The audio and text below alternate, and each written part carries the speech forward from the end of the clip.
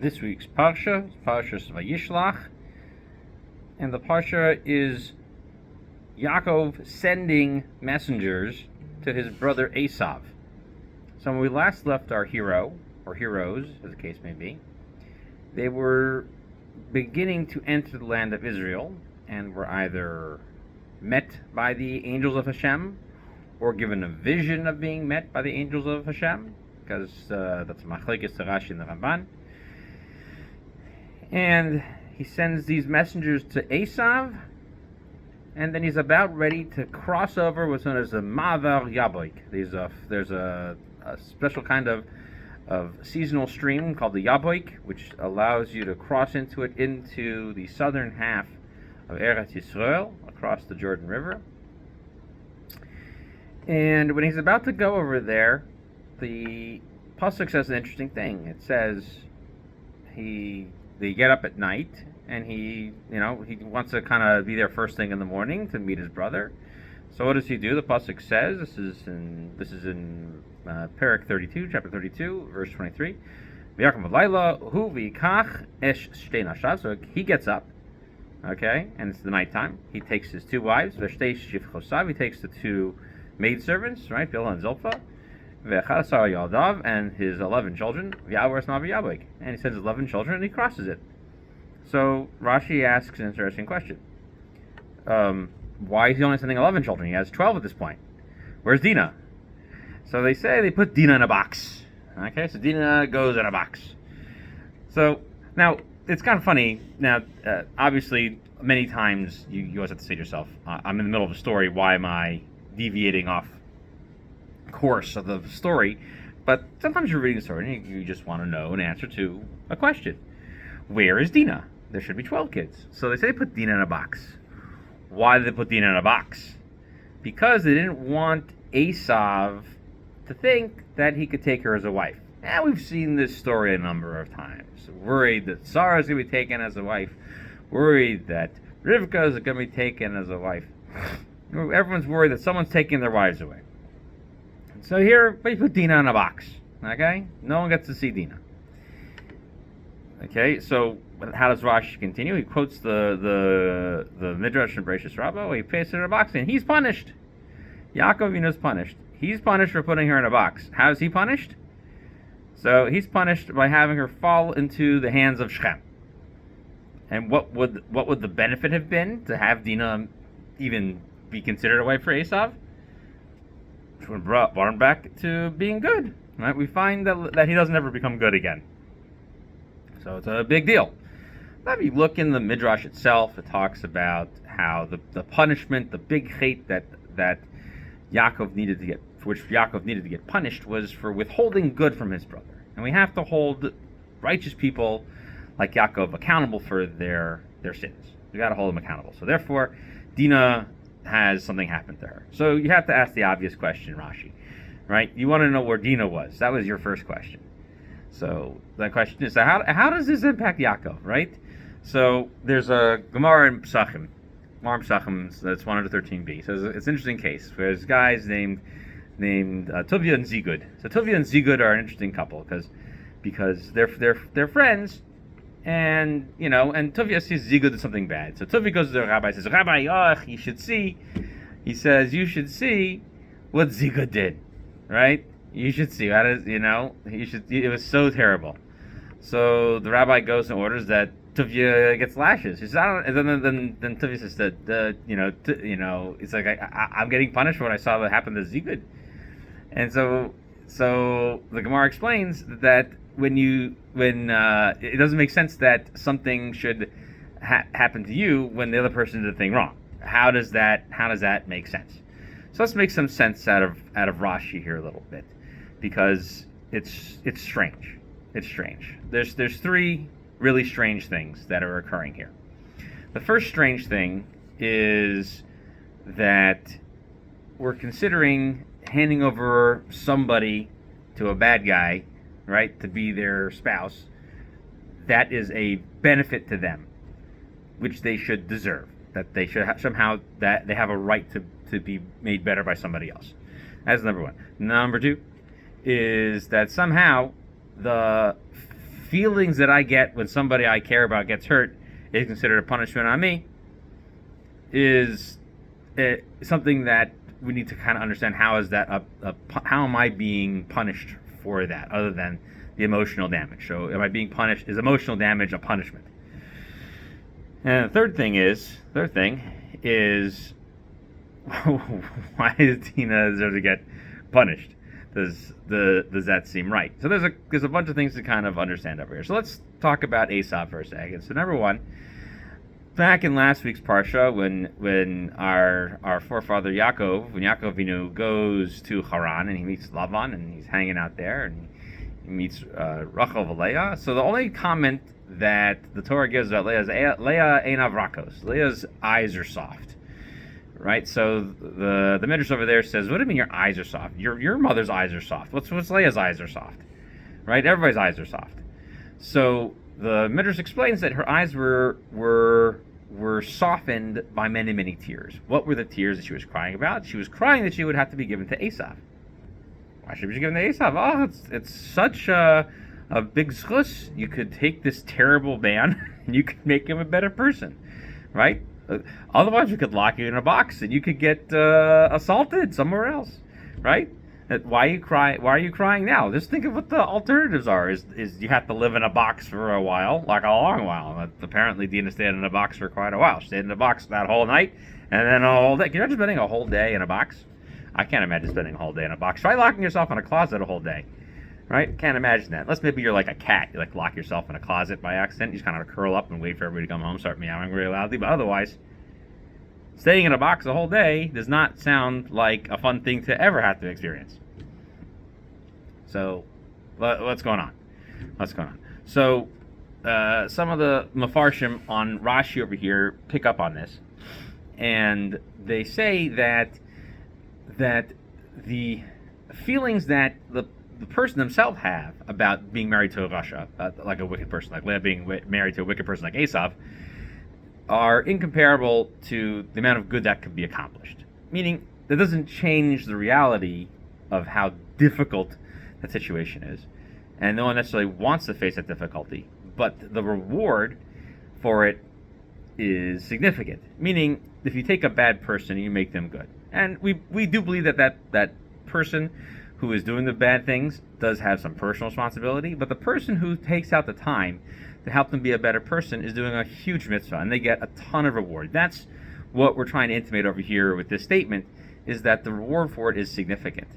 And Yaakov Avinu should have known better, and known that this possibility is not the same thing as having the situations where his mother and grandmother would have experienced terrible, horrible fate at the hands of the pharaohs, and the hands of Avimelech, differently than his own brother. So it was cause enough for Hashem to say, you should have been thinking about your brother's best interest. And he's punished because the feeling is that when you are doing something to intentionally withhold good from somebody else is considered morally to be somewhat depraved. And that's why it's deserving of some punishment.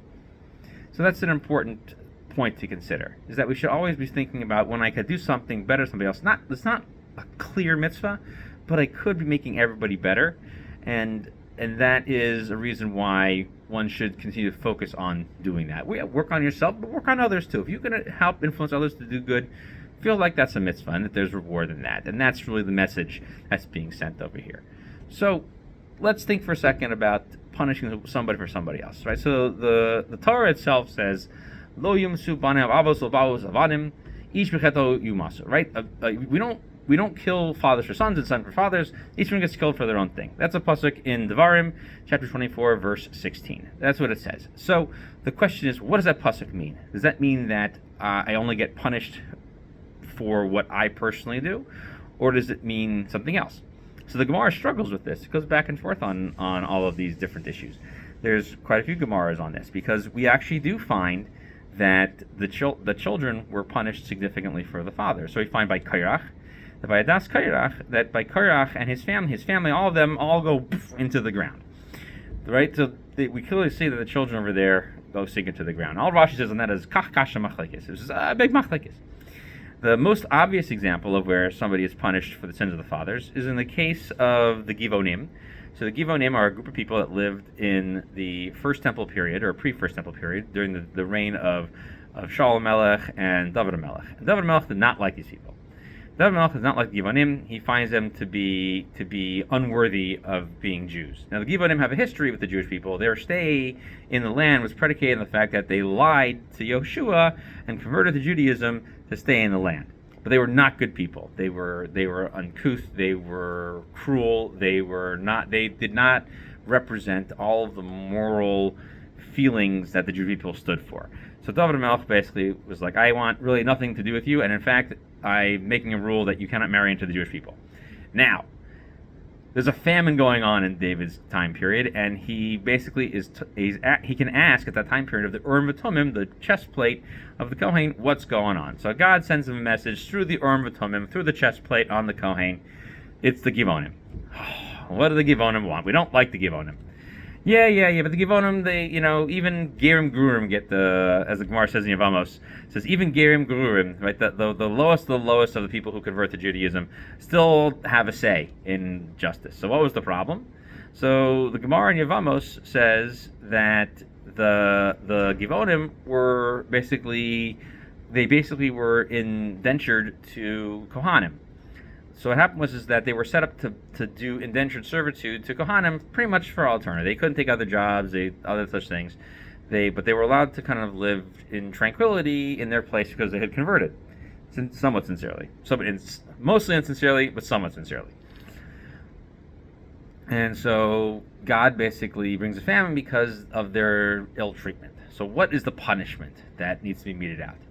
Well, what happened was that King Shaul Melech, he killed the city of Nob, killed tons of Kohanim, okay? Because they supported David Melech while he was fleeing from Shaul, and he never put them to death. Long story. Just know that happened. And the punishment for Shaul is killed, and his children are killed, and he loses kingship. It's terrible. The shortest reign of any one family in Jewish history. Okay, well, considering there was really only a couple, but in the kings of Israel, they had some people were the same family, some were not, so it just depends.